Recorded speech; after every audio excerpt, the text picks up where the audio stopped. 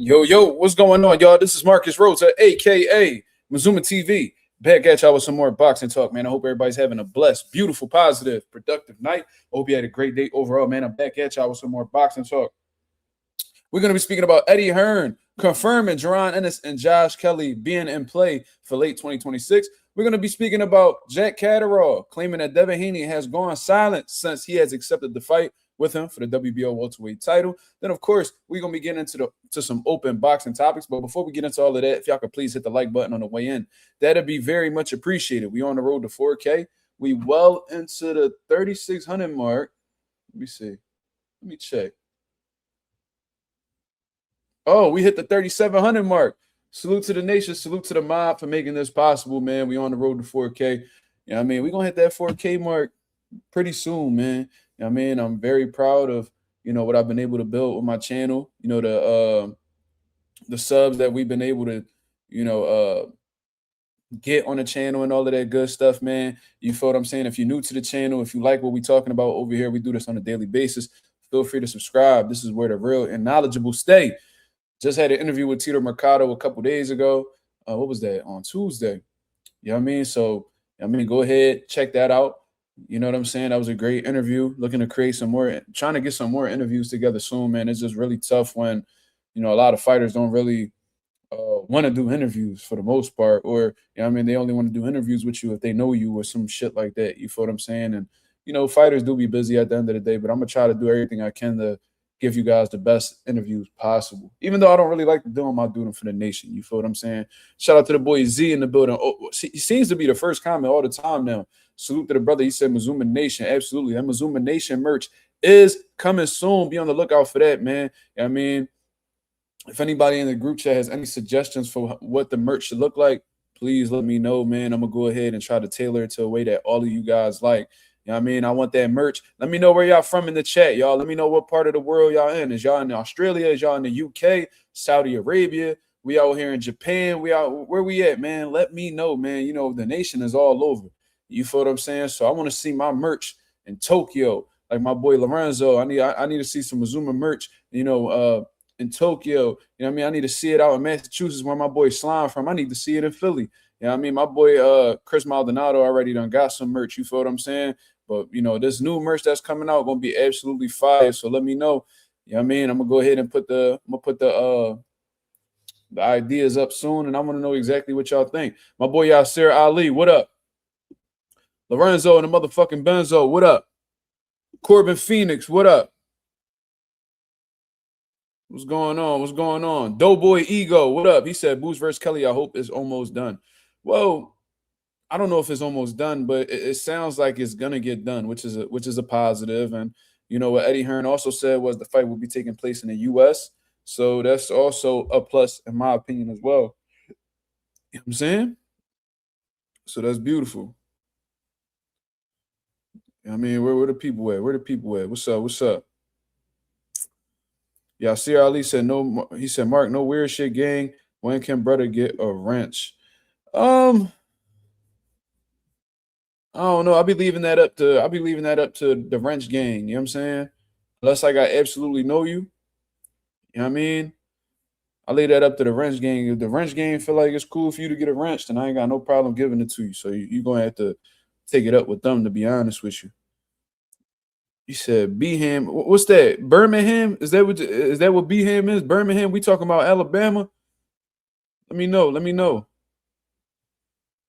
Let me see. My boy Z in the building. He said, do you think Haney's new deal is potentially hampering the opponents he could fight? Not necessarily, because for the most part, a lot of the guys that he's looking to fight are already with the zone. You know what I'm saying? Because the zone, they have Top Rank now. They have PBC now. They have Matchroom. You know what I'm saying? They if I didn't mention Matchroom already, Top Rank, Matchroom, PBC. You know what I'm saying? The only ones that might be an obstacle is if there's a fighter over at Zuffa. You know what I'm saying? Which could be Shakur. But from what Shakur said that, he said that he signed that deal because they pretty much promised him that they'll get him the biggest fights possible. So I don't think that, Zuffa being with Paramount and another fighter being with the zone will be an issue, at least not to my knowledge. You feel what I mean? Maybe it will be, but I don't know. But I don't think his DAZN deal will be tampering with anything for the most part, because a lot of these guys are already with the zone. So what could be a problem? You know what I'm saying? I don't really see what would be an issue. You know what I'm saying? If you want to go ahead and get that Ryan Garcia fight, Ryan Garcia is still technically a Golden Boy fighter. They're with the zone. You know what I'm saying? If he wants to fight Rolly Romero's with PBC, they're on the zone. You know, who else? If he's looking to fight Jack Catterall, I think Jack Catterall is a matchroom fighter, from what I understand. I think he's a matchroom fighter. Let me take a look. Let me not assume. Who is his promoter? Yeah, he's with Matchroom Boxing. So they're with the zone. So a lot of the fights, I think signing with the zone is actually a pretty smart deal for Devin, because a lot of the zone has been really stepping up their game in terms of, solidifying promotion, network deals with these big promotional companies. You feel what I'm saying? So I don't think that'll be an issue at all. I think the problem is these dudes understand that Devin Haney's a difficult style.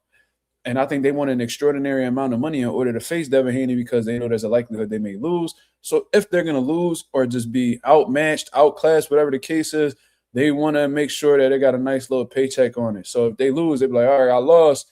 I might have to take less money to come back into the sport, but at least I had this paycheck to lay up, to lay up with. You feel what I'm saying? That's how I see it. You feel me? I think it's just these dudes are asking for an extraordinary amount of money.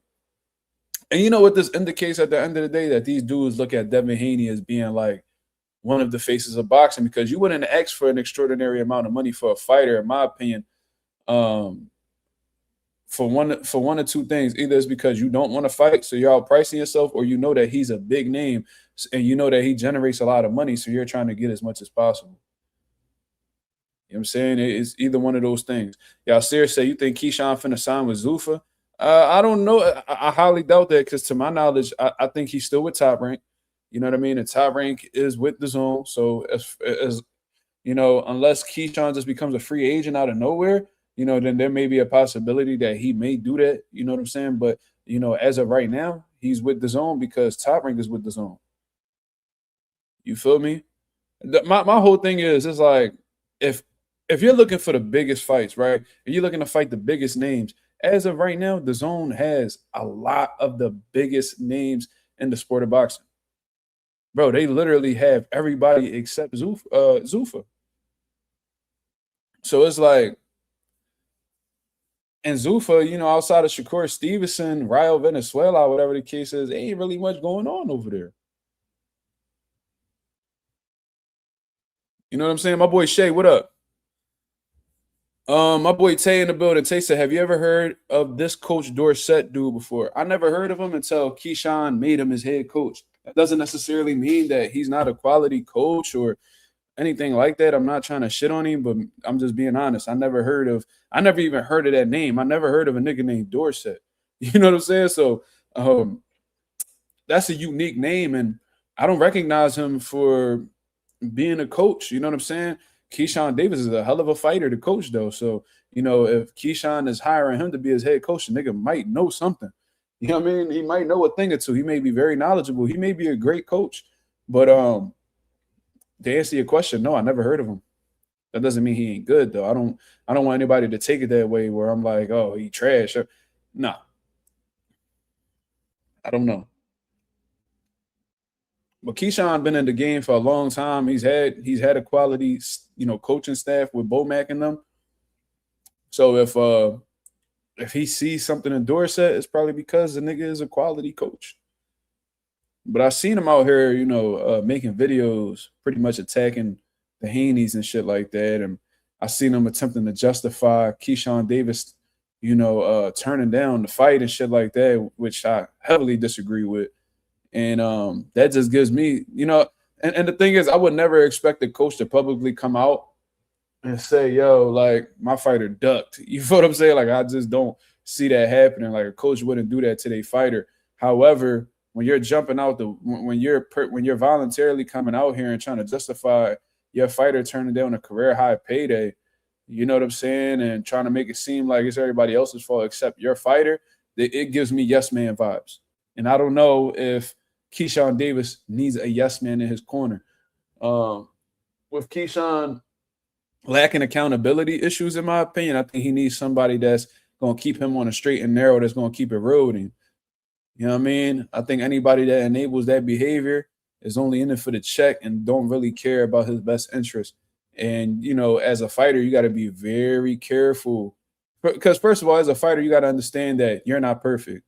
And not every move you're going to make, or at least a thought that you may initially go with, it's not always going to be the best move. You feel what I'm saying? So you got to have people that's going to keep you in check. You don't know it all. You're going to make mistakes, and you may make a decision that may, cause some type of harm to your career. I think there's more people that should have been around Keyshawn to persuade him to go ahead and take that fight with Devin Haney. Because for one, that would have been a great fucking fight for you. You know what I mean? That would have, even if you would have lost, you know what I mean? You would have got a nice little payday, $3 million, which you never got before. And from what I understand, he was trying to take $3 million home after paying taxes and all that shit, which is extremely unrealistic in my opinion. Because, you never, I highly doubt that Keyshawn has ever come home with $1 million. So why the fuck is you trying to come home with $3 million all of a sudden? This, because if you come in, like if you making, let's say his career high payday was 1.5 million, you're not coming home with 1.5 million. As soon as you pay your coaches and your managers, we're not even talking about taxes. You are already in the 6-figure range. You already done lost a few dollars. You feel what I'm saying? Then you got to pay taxes on that 1.5. You probably gonna come home with 800, which is still, solid money. Don't get it fucked up. But you know what I'm saying? Like, come on, bro. You want to come home with $3 million? That's what I heard. I don't know if that's true, but they said he wanted to come home with $3 million. It's like, so what you asking for? Like 6, 5, 6? Come on, bro. Stop it. Gotta be realistic, bro. If you're not being realistic, you're gonna be in some fucked up situations and really, do some detrimental shit to your career. You only got one career, and boxing is a small window, man. You only got so much time, but the work. I mean, if you start late, all right, you're gonna be all right for the most part. But like, if you've been boxing since you was 8 years old, and you 29 now, bro, you only got like, on average, probably 6 good years left of your career. And you only fighting twice a year. So what's that, 12 fights? You got to make that shit count. You know what I mean? Notorious Fighting said that 30% to Jay Prince hit different for Keyshawn. Well, I'm going to tell you this, Notorious Fighting, and I've seen a lot of people criticizing Jay Prince for that. First of all, we don't know what his percentage is. Could be that. Could be less. It could be more. But I'm telling y'all right now, and a lot of people don't really know this, 30% for a manager is pretty fucking standard. So if Jay Prince is doing that, I don't think criticism is warranted, because the reality is a lot of these managers is getting 30%. I know managers that's getting 33%, getting a third of these niggas checks. Yes. So, you know what I mean? If we're going to criticize Jay Prince, we got to criticize a lot of these dudes who out here, taking 30% off of these fighters' paychecks. You feel me? I know a manager that gets 30%, but he pays the corners and shit like that. So it kind of works out. Out of the money that he gets, he pays, the cornerman and the trainer and shit like that. So it works. But you know what I'm saying? Like, I know motherfuckers that get 30%. They got to pay their manager. They got to pay their trainers 10%. They cornermen 5%. These motherfuckers be coming home with nothing, bro. These niggas be broke. I'm trying to tell you. But anyways, man, let's get into these topics, because, it ain't really too much to say, to be honest with you. This probably isn't going to be a long live. So let me go ahead and share the screen for the people to see. And according to Ring Magazine over at X, they had stated that Eddie Hearn has indicated that a junior middleweight unification fight between the WBA and WBO champ Jaron Boots Ennis and IBF champion Josh Kelly is in play for the end of the year in the USA. And this is a direct quote from Eddie Hearn, according to the Ring Magazine. He says, very good chance of Boots versus Kelly landing later this year in the USA. Now, what do I think about this? This is something that I already had seen the play. You feel what I'm saying? That was a fight that I already knew was going to get put together, or at least attempt to get put together, right after the Xander Zayas fight. Everybody was talking about Virgil Ortiz, and I understand that because that's a huge fight for the sport of boxing in the 154-pound division. But now the circumstances have changed a little bit since then. Boots told you from the very beginning, prior to him getting this unification fight with Xander Zayas that he was looking to get all of the belts. So while he wasn't able to get the belts, he was focused in on Vergil Ortiz. We all know that situation. We all know how that situation turned out. We don't got to get into details. However, Xander Zayas was feeling very fucking macho and went ahead and solidified a fight with Jaron Ennis. We all know how the way that fight went. He stopped Xander Zayas in 7 rounds. He has 2 belts now. So now you are literally 50%. You got 50% of the job done within 2 fights at 154 in terms of going after undisputed. You got 2 more belts to capture. You got Sebastian Fundora over here with the WBC. You got Josh Kelly over here with the IBF. So with Josh Kelly being on the same promotional team or promotional company as Jaron Ennis, it's a no-brainer in my opinion. It's an absolute no-brainer. Josh Kelly's with Eddie Hearn. You know what I'm saying? Jaron Ennis is with Eddie Hearn. Obviously, they're both under the same network. If they have the same promoter, this is a relatively easy fight to be made. You know what I'm saying? And it just makes all the sense in the world to make if you're Eddie Hearn. You know what I mean? I think you got a good understanding just based off of Josh Kelly last fight that he's not going to be like this fucking unstoppable force to be reckoned with and shit like that. There's a lot more upside in building up Boots and, in comparison of building up Josh Kelly. So why not go ahead and make this fight happen? You know what I mean? I feel like Jaron Ennis is going to absolutely stomp on Josh Kelly. I think that shit is going to be bad. You know what I mean? Because Josh Kelly got a lot of terrible habits when it comes to fighting somebody like Boots. That shit'll work with like a Bakar Murtazaliev, a straight up and down, slow, not really skilled type of fighter. You know what I'm saying? Like Josh Kelly, Bakar Murtazaliev, strong, sneaky counters, but slow. You know what I mean? Like not really athletic. You know what I mean? You could get away with doing that type of shit, the hands down, the showman shit, and, the all, reflexes. And that's not going to really work with somebody like Jaron Ennis, who is extremely accurate, more athletic than you, faster than you, in my opinion, bigger puncher. I just don't see how Josh Kelly's going to be able to weather that storm. To be honest with you, Josh Kelly had a tough fight in his last outing. Just had to get surgery on his nose and all types of shit. And because of that, we're hearing guys from Vergil Ortiz's team, a.k.a. Robert Garcia, coming out here and be like, oh, if Boots fights Josh Kelly, he's just taking advantage of Josh Kelly. And, if he fights Josh Kelly, then to me, you're avoiding fighting Vergil Ortiz. And it's like, bro, Vergil Ortiz is a top guy at 154, but he is not a world champion. He is not a world champion. Top name, yes. World champion, no. So let's stop acting like, there's so much upside and, fighting Vergil Ortiz and, just beating him. It's really not, man. Like if I'm Jaron Ennis, of course I want to fight Vergil Ortiz. And I'm sure Jaron Ennis wants to, just to shut his mouth, because they've been talking shit for a good amount of time now. However, if I'm capable of getting the champions first, then that's exactly what the fuck I'm going to do. Trick said, what about when it comes to quality of opponent? Vergil Ortiz is a very top-notch opponent. Let's not get it misconstrued. Like, we know that he's a quality guy. He's at the top of the division, in my opinion. I wouldn't say that he's number 1, but, he's definitely top 5, so he's a great fight to make. And you can mix Vergil Ortiz up with any of the champions at 54, and it's a banger. However, belts do matter. I know that the Ring Magazine and Max Kellerman got y'all feeling like belts don't matter and all that. But the reality is these belts hold history. They have an extreme significance to the sport of boxing. And you know what I'm saying? If it's up to me, if I'm a world champion and my main objective is to become undisputed, I'm going after the other titles. Man. You know what I'm saying? And it seems like, Sebastian Fundora's team feels the same fucking way. Because, you let Samson Lukowicz talk about it. He went ahead and said that Vergil probably going to have to wait 2 years because guess what? They belt chasing too. So it seems like everybody is on the same page. Vergil Ortiz had multiple opportunities to fight for world titles. Let's keep it real. Like, I remember the Xander Zayas situation. I brought it up multiple times on this channel. When, Xander was willing to give him an opportunity after he didn't give Xander an opportunity previously.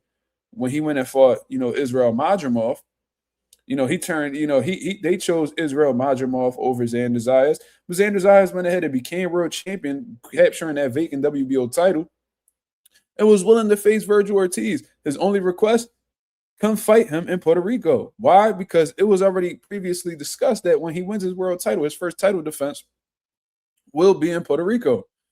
What did Virgil Ortiz's team do? They act like they were above fighting in Puerto Rico, and then they were trying to flex as if they were some type of A side. Oh no, let's make this in Las Vegas. Let's put this in a neutral location. Bro, you can't tell a world champion where they gonna defend their title at, especially in their first defense. Y'all not no cash cows. Y'all not putting asses in seats like that. You can't be out here acting like y'all running negotiations. Y'all niggas can't tell Xander how to move. Y'all niggas is challengers. And y'all not no big draw. So, like, y'all niggas not no A-side niggas neither, despite what your team tells you. So, he had that opportunity. He had, it seemed like they didn't want to go to IBF route because they was worried about rehydration clauses and dude got rhabdo or whatever it's called. You know what I'm saying? And then, he had a big opportunity to fight Boots, and we all know how the way that went. He'd have beat Boots, he probably would have been a shoo-in for, a world title shot. And then Mauricio Suleiman just came out and said that they would be willing to give Virgil Ortiz an opportunity to fight Sebastian Fundora. They just have to ask. So just based off of that, it just sounds like to me, they didn't ask Mauricio Suleiman, unless the nigga lying. So is Virgil Ortiz a quality opponent? Absolutely. Hell yeah. Anybody who say Virgil can't fight, he's not dangerous, he's not a quality opponent, they're fucking hating. The problem is, this dude has had multiple opportunities to get big fights done, and he hasn't been able to do so. So when everybody's getting big fights except you, it's probably because you're the fucking problem.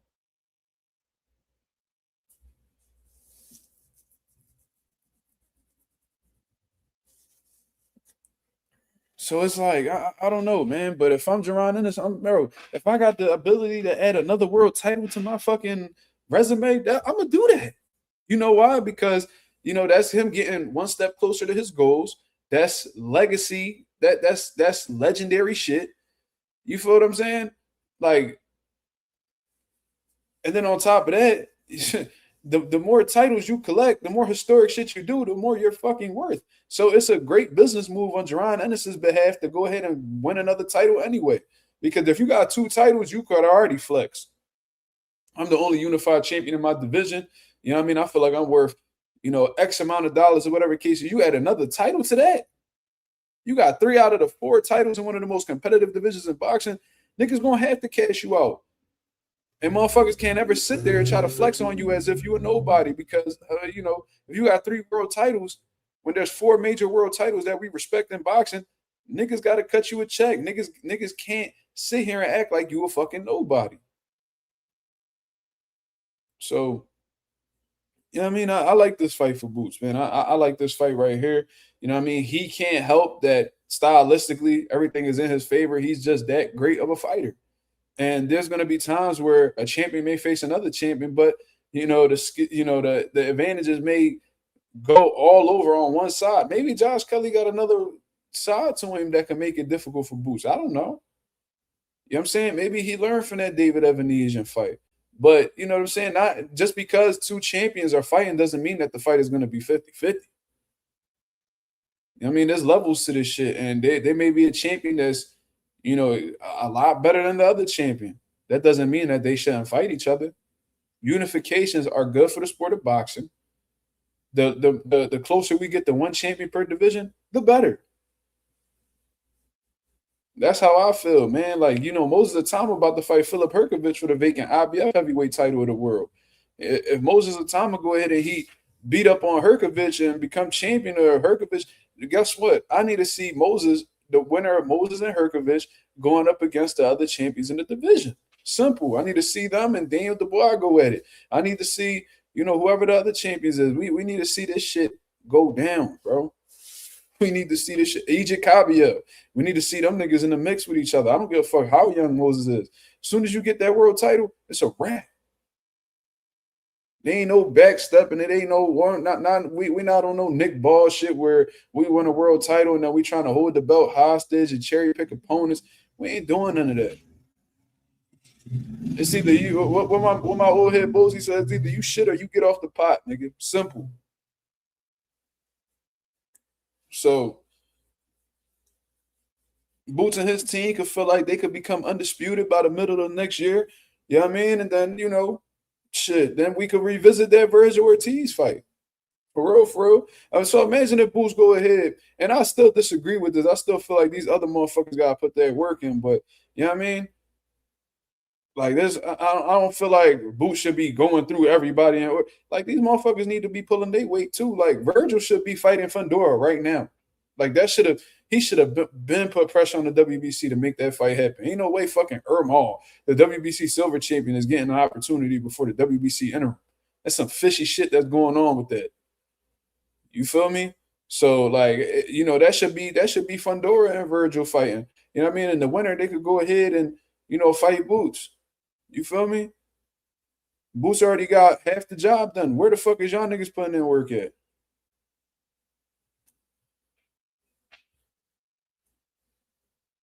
Virgil is funny money, man. Marissa, what's going on, Marissa? Slime, El Tortador, what up? Ralph, what up? Teach, what up? My boy Teach said the fight I want to see is Fundora versus Boots, and the quickest path to that is to fight Josh Kelly. Virgil can wait last. Yeah, and that's just what come with the game, man. You make stupid decisions. You made your bed, you gotta lay in it, brother. That's how this shit work.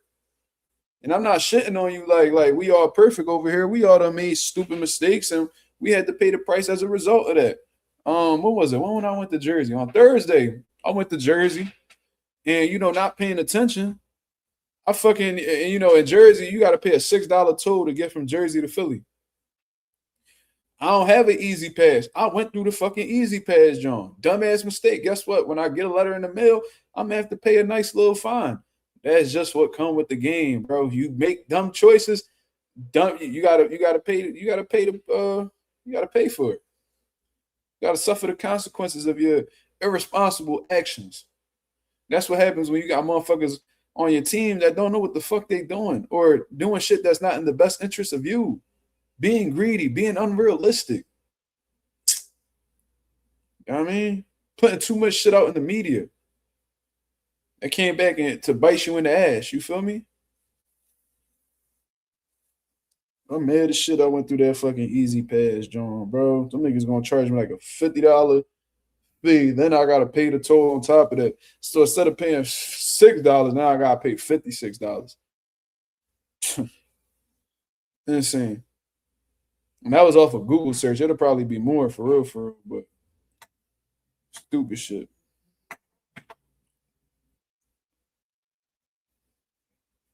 Boots shouldn't waste his time on this clown.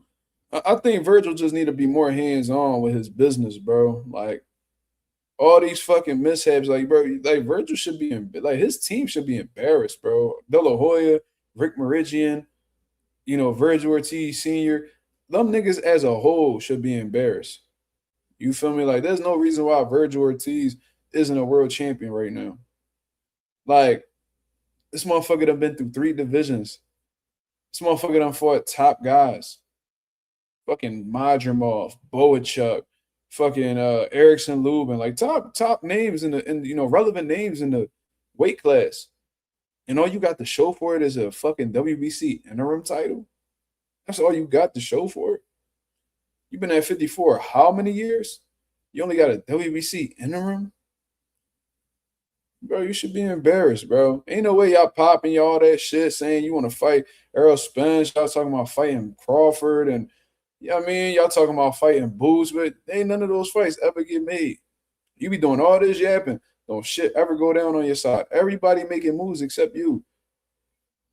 Like, bro, y'all done did a huge disservice to Virgil Ortiz's career, bro. And I hope that he get an opportunity. Hopefully they make some right choices. They learn from their mistakes and go ahead and get him an opportunity, man. Because if not, Virgil Ortiz, if that motherfucker don't never win a world title as talented as he is, he'll be one of the biggest what ifs in this era of boxing and like one of the biggest underachievers I've ever seen.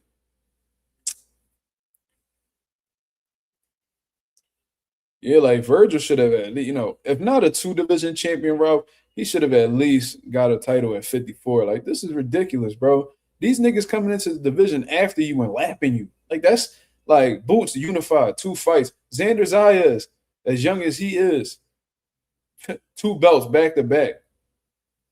2 belts back to back. Josh Kelly wasn't even he ain't even been in the division that long. Got a world title before you. Like, god damn. Like, crazy. Nigga. Tzu got a title before you, and these guys, they just lapping you. Abdullah Mason got a title before you. Bam young ass got a world title before you. Like, you know what I'm saying? Like, how you one of De La Hoya's biggest names and you ain't got nothing to show for it? It kind of give me like, and I'm not saying that Virgil Ortiz is LeBron, because he's definitely not.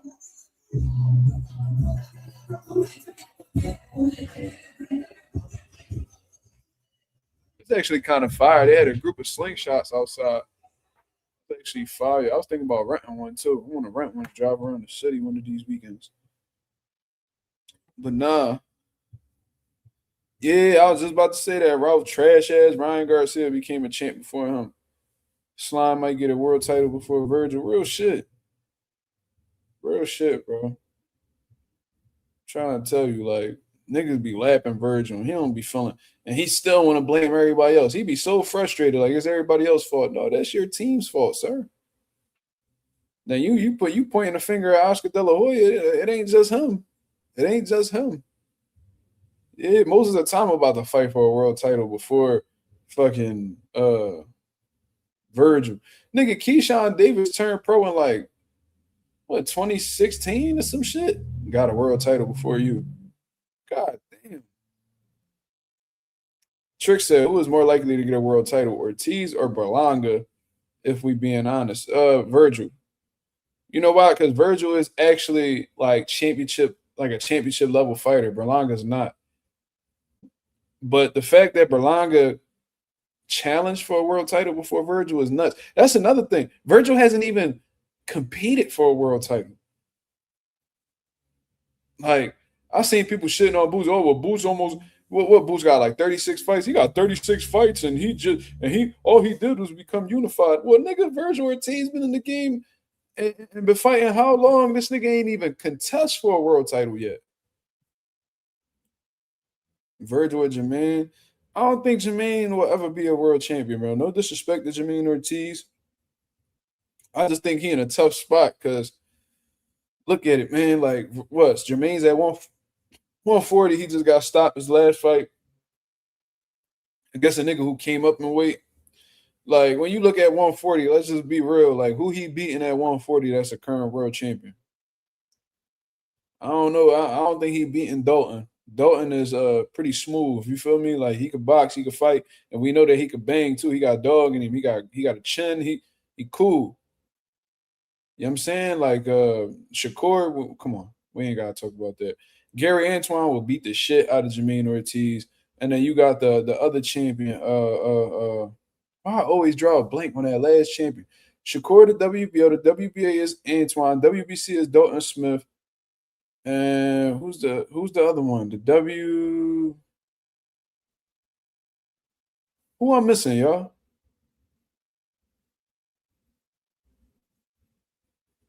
Who got the IBF at 40? The IBF is vacant, yeah, because Hitchens bitch ass moved up. But I think Lindolfo Delgado about to fight for it. Thank you for the reminder. I think Lindolfo about to fight for that title. But regardless, Jermaine Ortiz ain't beating none of them champions. Jermaine versus Tito Mercado. Tito gonna get him, man. Tito gonna get. That's a good fucking fight, though. I'll tell you that. Jermaine will give Tito a great fucking fight because what's helping Jermaine in that fight with Tito Mercado is experience. You got experience. You feel me? This motherfucker done fought real dogs. You know what I mean? Tio, Loma, Keyshawn. Like, at this point, this dude Jermaine rumbling everybody.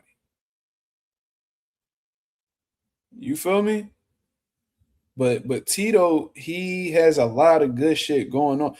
When you really watch, I don't know if y'all really watch Tito Mercado. He's not just like a power puncher. He just happens to get the knockouts, man. But like I see this dude, he light on his feet. He got a good jab, good counter punching. And then a lot of the times when I'm seeing him get knockdowns or knockouts, he's not even loading up on shots. Like he running them into like little sneaky counters, little combinations, little shots that he throwing in between they shots. Like he's like Tito got a method to his madness. He could fight, bro. He's not just a power puncher. He could actually box. Like he got skills. So that's he got some decent speed too. So Tito's a problem, man. He's a tough outing for anybody, to be honest with you. But Jermaine Ortiz, Tito says he knocked dudes out by accident. Bro, I seen it. I've seen it. And Tito got some pop on his punches, bro. Like he was hitting the bag at my gym. And bro, when he got he could really crack. But a lot of the times when he's punching these guys, bro, he's not really loading up. It's not like big shots. He's just putting them together. Like I seen the joint where he had dropped I think it was Jose Pedraza. He threw like a left hook, but he was stepping back as he was throwing it. But he landed it so clean that it fucking like it rattled Pedraza. And Tito got a good sense of understanding when people are hurt, because believe it or not, y'all, there are people that get hurt in the ring and their opponents never know.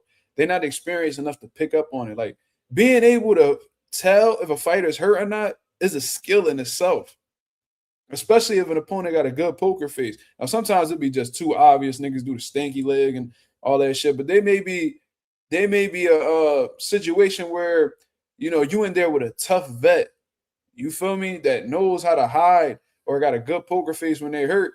And there's times where you may throw a good body shot and they whole body language change up. Like they was coming forward aggressive. Then when they get hit with the body shot, now they on the back foot with their elbows to their side. Like Tito's really good at picking up on when a fighter's hurt.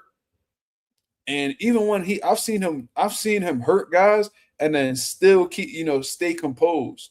You know what I mean? Not go all crazy and, throw all these power shots. Now he fatigued. No, like I really seen him stay composed, stick to his plan, and still get the knockout. That's called controlled aggression. That's a great quality to have too. So he got a lot of good things. He got a lot of good tricks, man. How do I see Tito versus Keyshawn if it were to happen? Ooh-wee. Now that's a good fucking fight. Because even though I'm not really fucking with Keyshawn right now, Keyshawn could fight, man. I would give the edge to Keyshawn a little bit. Because Keyshawn nice, man. Keyshawn, but then again, like Keyshawn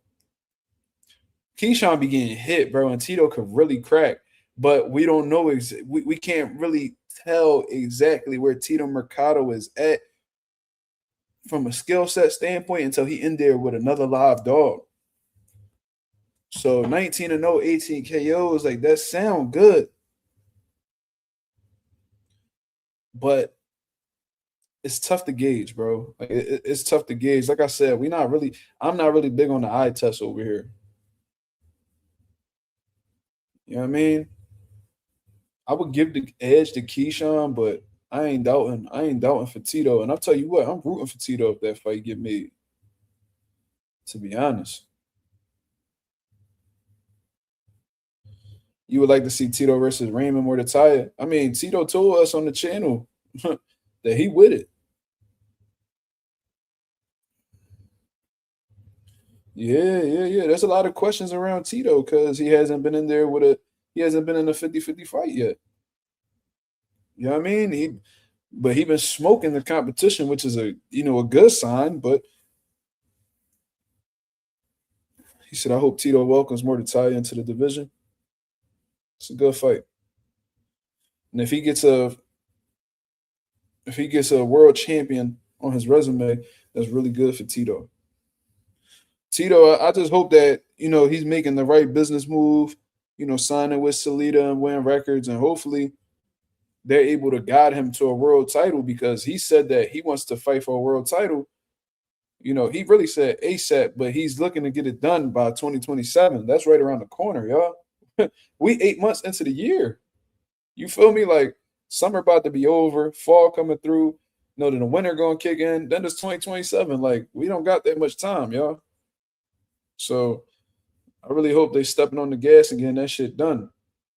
Speaking of Salida and win records, Atifo Burlington versus Romer Alexis Angulo. That's a great fight for Atif, bro. Romer Alexis Angulo done fought a lot of good, competition, especially at 168. A lot of, David Benavidez, David Benavidez whooped him. But, Romer was tough, bro. He didn't go out cold or nothing like that. He just got beat until, the ref ain't want to see it no more. He fought Edgar Berlanga. He was giving Edgar Berlanga a lot of trouble. Edgar Berlanga was I think Edgar Berlanga bit him and all types of shit. So Romer done been around the block. He's tough. He's strong. You know what I mean? I think he's Colombian. I believe he's Colombian. I could be wrong.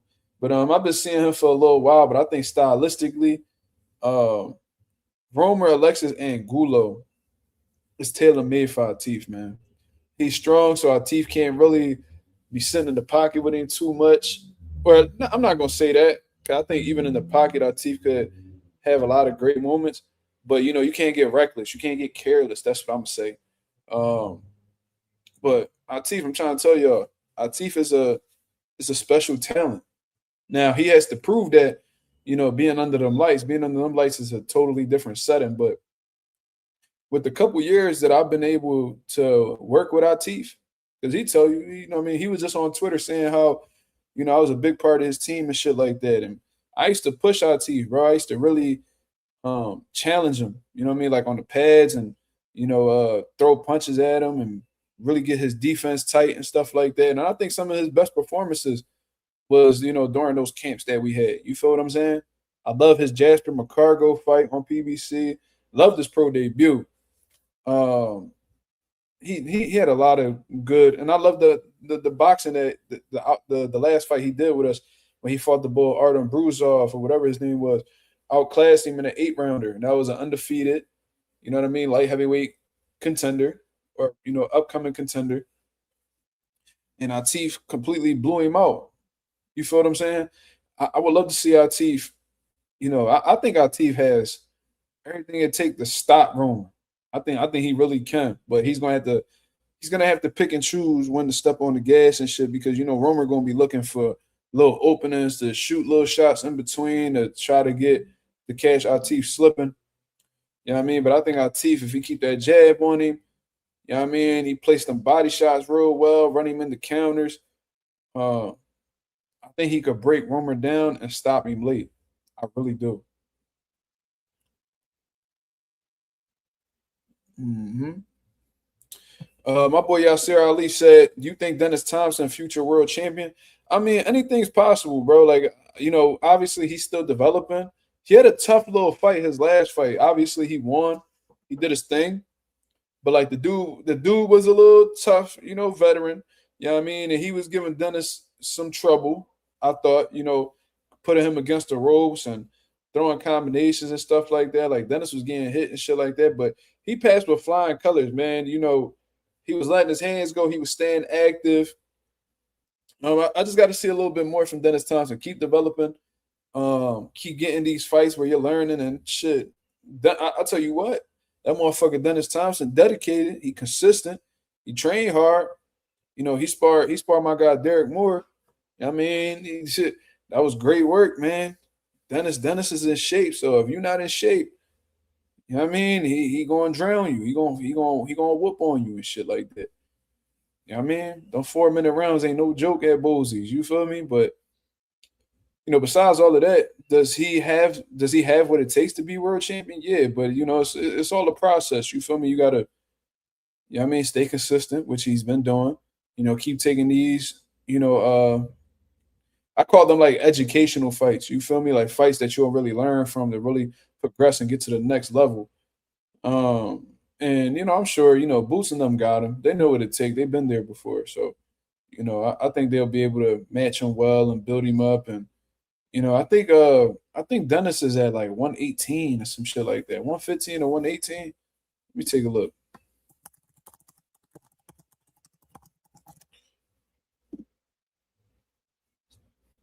So Dennis Thompson. Oh, he's actually been fighting as low as, let me see.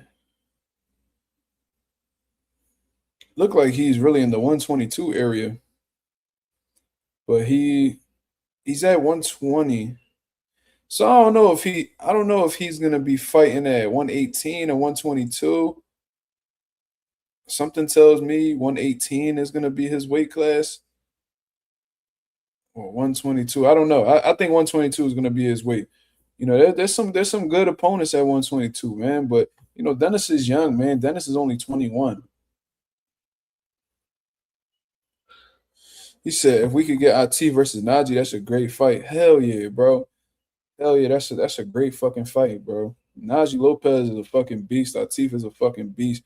Atif is God gifted, to be honest with you. I truly believe that. And I told y'all this. I told y'all this shit about Boots when he was coming up and shit like that. I feel the same way about Atif, bro. You know what I mean? There ain't shit that Atif can't do in that ring. And Najee's, he's tough, obviously. He's durable, strong, big puncher, good combinations. He got a good jab too. Najee got the goods too. You feel me? I think Teef got a little bit more pizzazz to him. Better reflexes. I think he's quicker and shit like that. But Atif got to be disciplined. He got to be on point for somebody like Najee. You feel me? Um, that's a great fucking fight. That's a great fight. And Atif was in the building. Atif was actually in the building when he watched Ben Whitaker fight at the Barclays. I mean, he was there watching Ben Whitaker. Atif, Ben Whitaker, and Najee Lopez. I think those gonna be the. I think those gonna be the next generation of light heavyweights, bro. That's what I think. Do I think Atif a future world? He could definitely win a world title. Like, it's just a matter of how they put him in position to get them world titles. You feel me? He said he see himself being a 3-division champion. That's what Atif just said. In his interview with YSM, he said he want to win titles in 3 weight classes. He said he want to get one. He said he want to at least try to unify 175 because he don't know how much longer he gonna be there. Then he said he want to go for undisputed at cruiserweight, and then after that he want to go try his hand at heavyweight. I don't mind it. You got Atif if that happens. It's a good fucking fight, bro. I'm rooting for Atif too, man. My boy Josue Hernandez says, Mazuma, do you think Kelly stylistically will be a harder fight for Boots than Zayas? I don't think so, man. I don't think so. I think Josh Kelly is gonna. I don't know if Josh Kelly is as durable as Xander Zayas, bro. You know what I mean? And I think that although Xander did get hit a lot, it wasn't because his hands was low or anything like that. It was just Boots accuracy. You feel me? And with Josh Kelly, he likes to have his hands by his waist. He likes to, be his primary defense is like his reflexes. And I think he might switch that whole shit up for somebody like Boots. I think he understands Boots fast, accurate, all that shit. Atif is 30. No, he's not 30. I'm actually older than Atif, and I'm 28. So I think he's also 28. I think he just turned 28, but like I'm a few months older than him. So he's not 30, he's 28. I think Kelly is I'm gonna keep it real. I think that he's gonna be, unless he just pulls out a super disciplined defensive approach, I think that Boots gonna have target practice with Kelly as well, man. I think it might be like a similar type of fight, except I think Josh Kelly isn't as durable as Zayas. So as a result of that, I see Josh Kelly and Boots being like a 4 or 5 round fight, bro. I don't see that shit going longer than the Zayas fight at all. And I think for real, Xander should have been. They should have called that fight with Xander, in the 5th round.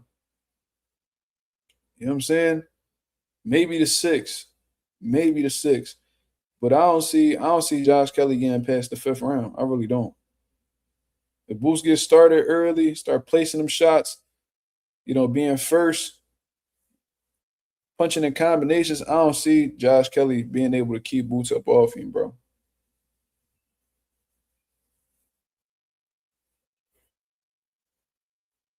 Yeah, see, I'm a couple months older than Atif. 6 months older. We both 98, but he July, I'm January. How do I see Fundora versus Boots going?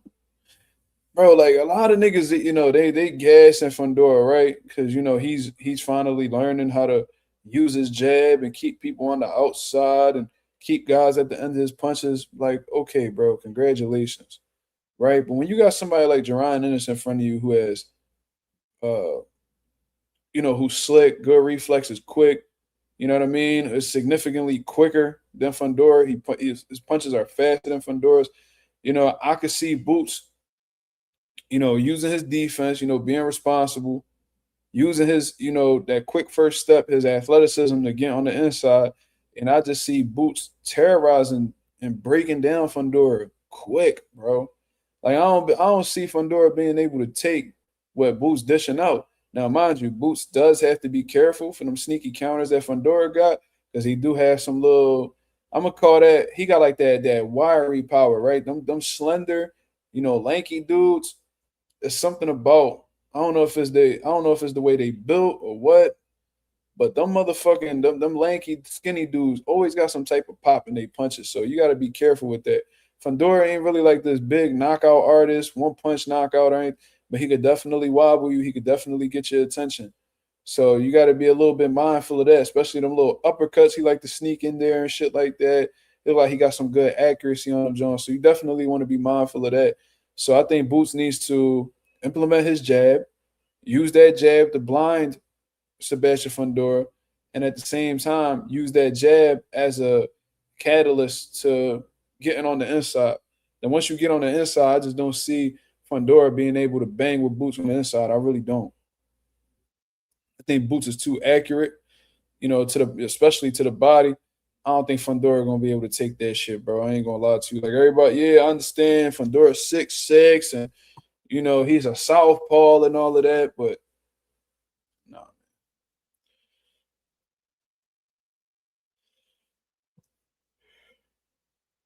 I just don't see, and this maybe, yeah, I mean, y'all can call me biased, but I'm literally telling you how I feel like Boots would win based off of the tools that he has. You know what I mean? I could just see him beating these guys. You feel me? That's just my opinion. You know what I mean? Call me biased, whatever the case is. I don't see anybody at 54 or 60 that could beat Jaron Ennis. Um, my boy Z in the building. He said, "I seen Jamel back in the gym. How you see Boots versus Jamel?" Um, Jamel tailor made for Boots, man. Like Charlo strong, yes. Does he punch hard? Yes. Uh, good finishing ability, yes. But Jamel, especially since being with Derrick James, he used to be this guy who could box, and we've seen him running for his life against Canelo, right, trying to box and shit like that. But Jamel likes to walk forward with that high guard. You know what I'm saying?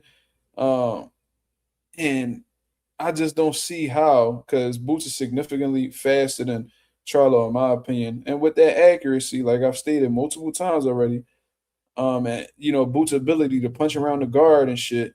We seen Romain Villa try to walk him down with a high guard. We seen Stanionis try to walk him down with a high guard. Boots is too creative offensively for you to just have that type of defense, set up, bro. Like he's gonna exploit that shit every fucking time, bro. Every time. So I could just see Boots picking his high guard apart, accumulating damage on Jamel, and Jamel is pretty fucking sturdy. The more he could take a shot, he could definitely take some punishment.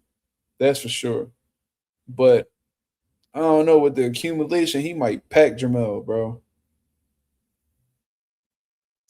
You know what I mean? But Jamel, we got to see what Jamel got left. Like, what's up? Like, where the fight dates at, bro? Like, I don't understand what's going on with Jamel, bro. He like, oh, I've been out of the ring, but then he tried to insinuate that it wasn't voluntary, it wasn't voluntarily and shit like that. Like, bro, what the fuck is going on with you, dog? Like, what are we doing out here in these streets? Are you fighting again? Are you not fighting again? Because, you know what I mean? You disappeared all this fucking time. You came back popping and talking shit, saying how niggas don't want to fight you and no, you still that guy and all that. But we don't see no fight dates getting made, bro. You know what I mean? Like your older brother who was having fucking episodes, mental episodes and all that. He more active than you. He more active than you. Come on, man. Nigga was about to fight in Australia. And I see Jamal still in the gym. He just posted like his run log earlier today.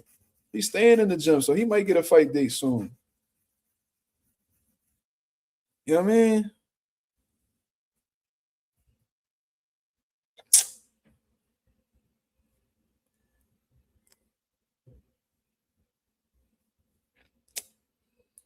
My boy Jalil Aziz with the $3 super chat. Salute, brother. He said, thoughts of Demetrius Andre versus Lester Martinez fight.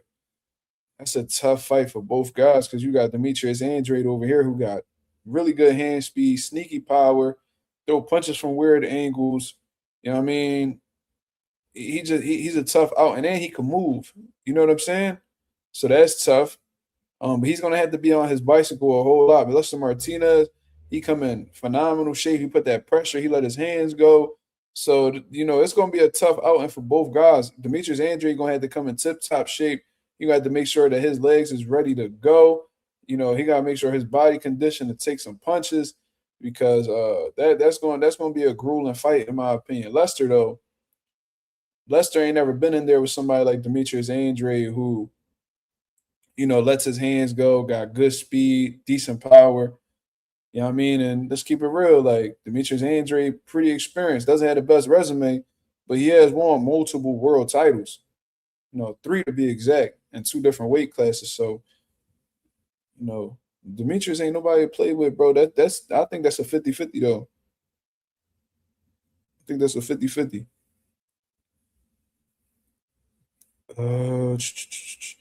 Josue said, hold on. Josue said, yo, Mazuma, you heard the rumors surrounding that Halloween card, Munguia versus Bekdamir, and Espinoza versus Barra. No, I'm not familiar with that guy. Some good ass fights. Yeah. And then of course it will be Canelo and Billy, right? Yeah. Bekdamir versus Jaime Munguia. That's going to be a fucking banger. If they fight, bro, woo-wee, that's going to be a good ass fight. I'll tune in just to see that. If I had to choose between those 3 fights, let me go ahead and see Munguia and Bekdamir, bro. Them niggas is gonna go the fuck off. Because both of them guys, all they know is go. Bekdamir, he gonna be looking to, go to that body and rip them power shots and shit like that. And Munguia gonna be looking to let his hands go and really put that pressure and try to beat Beck ass.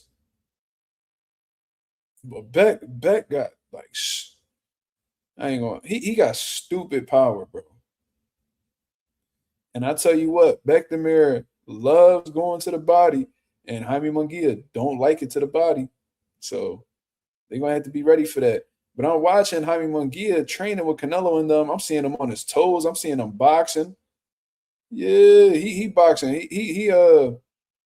They showing him they adding different wrinkles to his game over there. I'm seeing Munguia being light on his feet. I'm seeing him circle around the ring and punching and turning.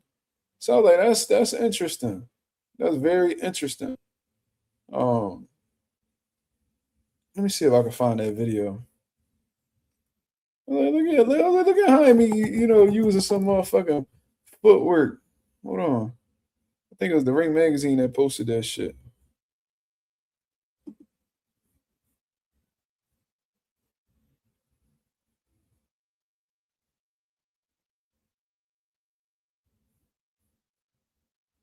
Hold on.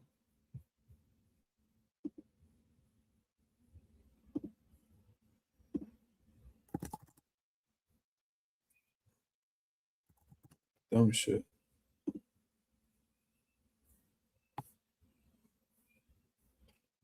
I seen Keyshawn hitting the bag. That's funny. Yeah. Look at Munguia. Who is the best promoter right now? Um, Man, that's tough because a lot of these promoters out here doing their thing. Eddie Hearn got to be, he definitely up there though. I ain't gonna lie to you. Eddie Hearn having his look at Jaime, look at Jaime.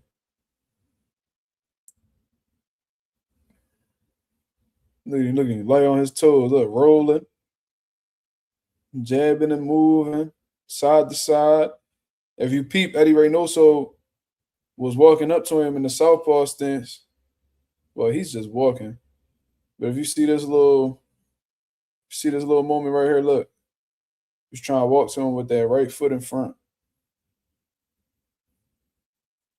Yeah, McGill working on his boxing though. Look a little smooth too.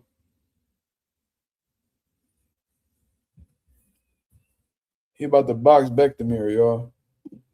He gonna try to box him.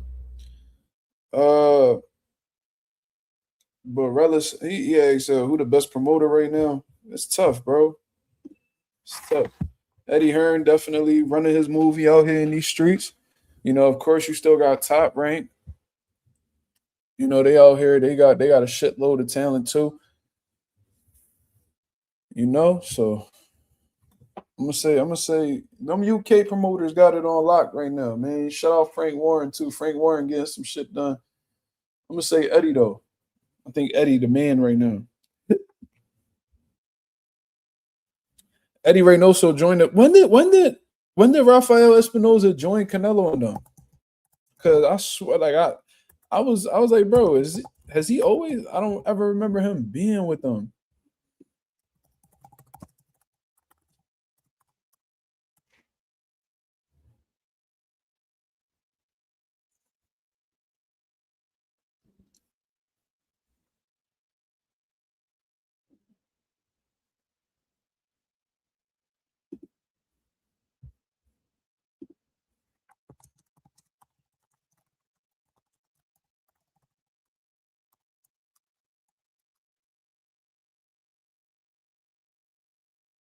Let's see.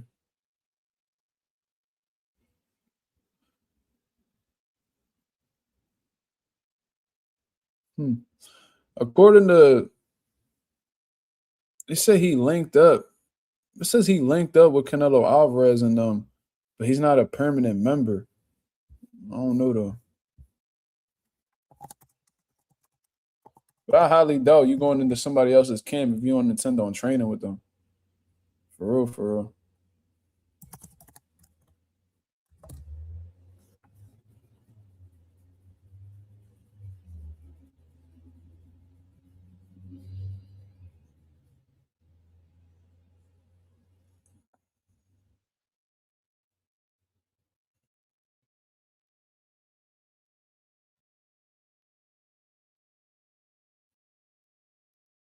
Hope he ain't leave Manny Robles for Eddie though.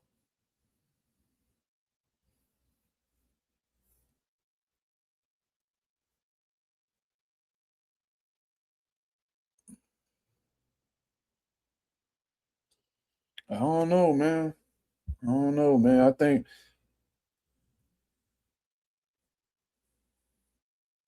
don't know, man. I think they be thinking everything that glitter be gold. So they be going over there thinking that. See, a lot of fighters do this, bro. And I don't know Espinoza's situation. He might have joined a camp. He probably didn't. I don't know. Maybe he just going over there to work out with them. Who fucking knows? But speaking on fighters in general, man, like fighters are very disloyal by nature, bro. So it's like you can't be emotionally invested in fighters, bro, because they're gonna break your heart every time. And that's just speaking from a coach's perspective. You got some loyal ones, you know, Canelo, very loyal, Floyd, very loyal. You know what I mean? You got some guys who, you know, Terrence Crawford, very loyal. So there's some exceptions to the rule. But overall, there's a lot of disloyal fighters out here, man, and they'll make this excuse like, "Oh, I learned everything I could learn from that guy." You know what I mean? So I had to go on it, bro. That's bullshit, man. Because look at Teofimo Lopez, bro. Like, you think he didn't learn anything he could learn from his pop? But guess what he do? He keep his pop around, and he add another coach to the team that could work on, you know, different things that can improve his game. You feel me? Like, it's really no excuse to abandon a day one coach. You know what I mean? Unless that coach, y'all had like a real bad conflict or whatever, or something that's just not fixable, all right, cool. You know, shit happens. But a lot of these dudes, they'll join different teams. Like for instance, right? Like fucking who's a top coach right now? Let's say, Bomac, right? Let's just say Bomac. They see the success that he had with Terrence Crawford. They have a success where they at, but they want to go see what it's like to go train with Bomac. They want to train with Bomac because, Terrence Crawford was the best fighter in the world. And, maybe if they train, maybe if they train with Bomac, they could be just like Bud. And it's just, it is disloyal though, Jake. I'm gonna tell you why. Like, day one coaches is absolutely disloyal, and this is why. Because these day one coaches, bro, they put their all into you, man.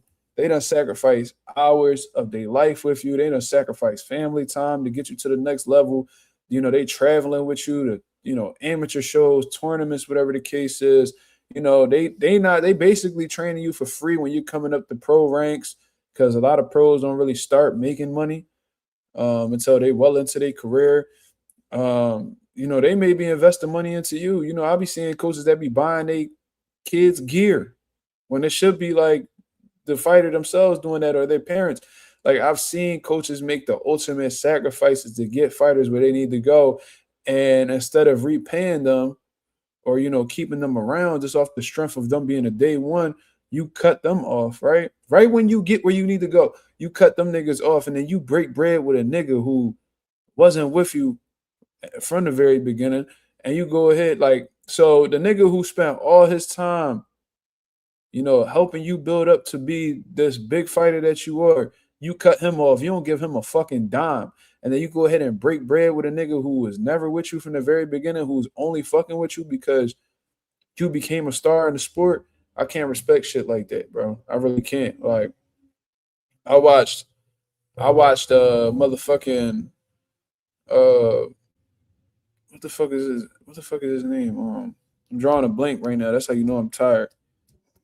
Uh I've seen a lot of guys do it.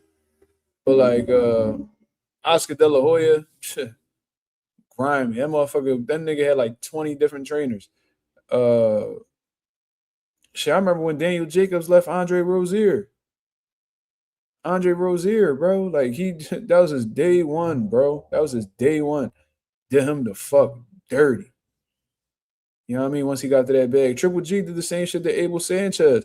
Abel Sanchez was promoting Triple G better than his own promoter. Building him up, spending all this time with him and shit. Once he got that bag, he kicked Abel Sanchez to the curb. I'm trying to tell you, bro. Like, these niggas is crazy. Like, I can never understand that shit, bro. Like, obviously, like, if your coach got you to where you are currently in your career, obviously the nigga knows something. So why would you want to throw that shit away? Why don't you just add the, like, let's say you want to work on your defense. You can add a coach to your team that specialty is defense. If you want to work on,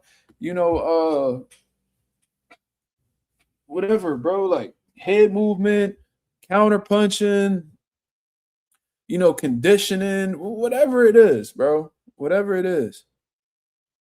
Norman Jr. said, fuck you, Dad. I think that's a different situation, though. I ain't gonna lie. And he still got a relationship with his pop. It ain't like he cut his pop off. But I think I ain't gonna lie, I think Norman Sr. did that to himself, bro. You know what I mean?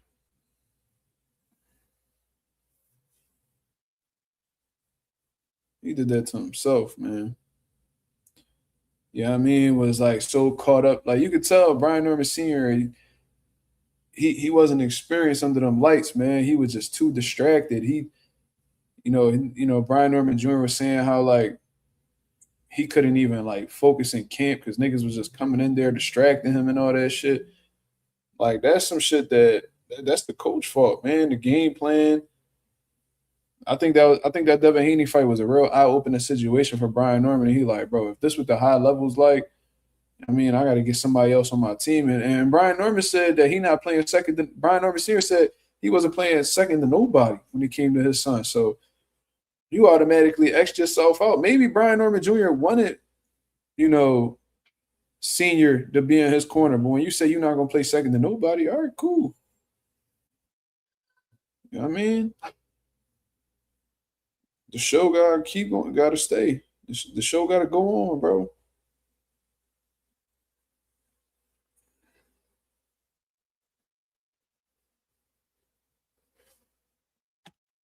Bro, I'm trying to tell you, bro. Norman Senior couldn't stay off the internet.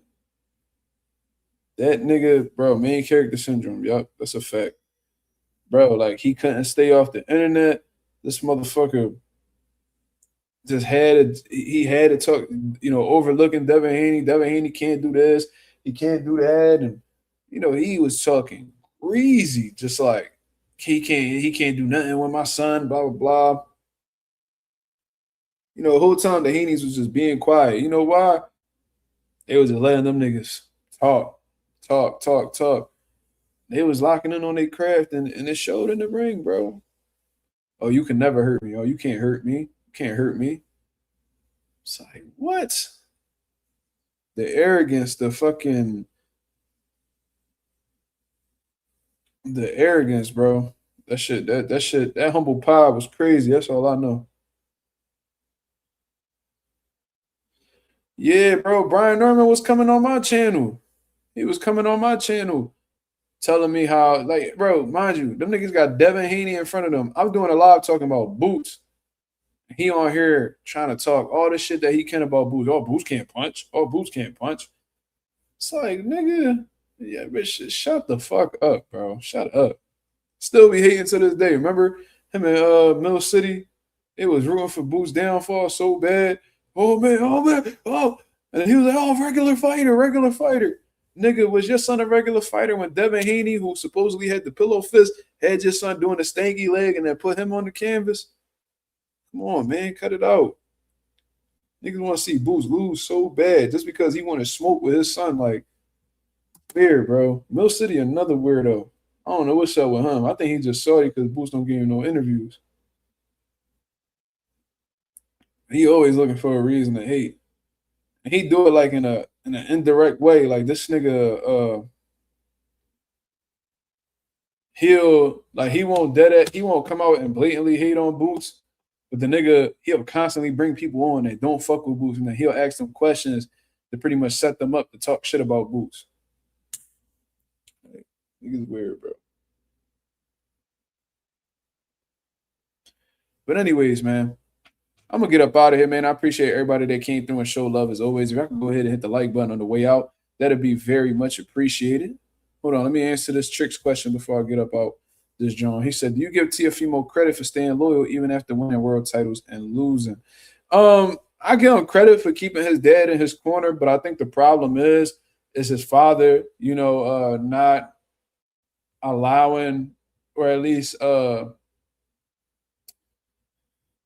his father being too egotistical and arrogant to have somebody else lead the corner outside of himself. Mind you, that should be up to T.O. Jr. at the end of the day. If he wants somebody else to lead his corner, and nothing really that his dad could do about it. But I think T.O. doesn't want to upset his dad. His dad got health issues and shit like that. So maybe he looks at it that way. He don't want to stress his dad out and probably be the reason why he has some sort of, health related issues or whatever. So I don't know, but I think he's definitely loyal for keeping his father around, because even when Floyd Mayweather Sr. wasn't in Floyd's corner, Floyd always kept his dad around. Even when they wasn't on the best of terms, he kept his dad around. You feel me? So that's loyalty. But I do think that T.O. has to be a man and, had that conversation with his pop, like, yo, like, I think we should add somebody else to the team, and not only add somebody else to the team, but I think I need a new head coach in order for me to, get to the next level. Like that Shakur Stevenson performance was embarrassing, and that's not something I want to experience again. I think with somebody, with more experience in my corner, somebody who, has been at that high level, I think that's something that I need to, look into. You know what I mean? I still want you on my team. Obviously, I still want you a part of my camp. I want you in my corner. but I do need a different. I do need a different look. That's the only way I'm gonna be able to progress. You feel me? Now T.O. would have just said, "Oh, fuck my dad" and all that. I don't fuck with T.O. Senior, but I'd have been like, "Damn, that's kind of fucked up." You feel me? I just don't. I don't really agree with kicking trainers to the curb that had your best interest from the very beginning. Sacrifice time and money into you, and then when you finally get where you need to go, and when shit's starting to be on the upside, you want to say fuck him and go on about your career. That's distasteful to me. But I'm gonna get up out of here, man. Shout out to the nation, shout out to the mob. I'll be back at y'all with another live tomorrow between 10:30 to 11 p.m. Eastern Standard Time to continue cooking up. To continue cooking up what's going on in the boxing game. I hope you guys have a blessed, beautiful one. He said, he said, no homo, Mazuma. I know you be having that shit. What cologne you got? I got a few different ones, brother. I do think that did sound kind of weird though, Maurice. But I got some shit called like 1 million. That's like a gold bar, John. I fuck with that, John. I was actually on TikTok and I was on they was doing like this auction. They was doing this auction on TikTok, and I ended up winning like this Tom Ford cologne called fucking Fabulous, some shit like that. Apparently it's a good one. I got YSL, bro. I got Valentino. I got a few different Jones, but I definitely got a good lineup. I even bought like some